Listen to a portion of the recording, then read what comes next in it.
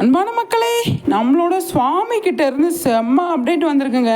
என்னன்னு சொல்லி பார்த்தீங்க அப்படின்னா, துபாயிலேருந்து நமக்கு வந்து போஸ்டராக நிறைய கொடுத்துட்டு இருந்தாங்க இல்லையா, அதுலேருந்து நேத்திக்கு போஸ்ட் கொடுத்துருந்தாங்க.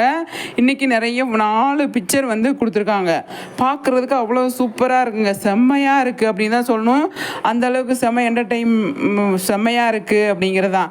அவ்வளோ அழகாக வந்து நம்மளோட சுவாமி வந்து சூப்பராக, அது ஒயிட் ட்ரெஸ்ஸுன்னு சொல்ல முடியாது, அது ஒரு கலருங்க, செம்ம கலரில் ட்ரெஸ் பண்ணியிருக்காரு. பார்க்குறதுக்கு நல்லா இருக்குது.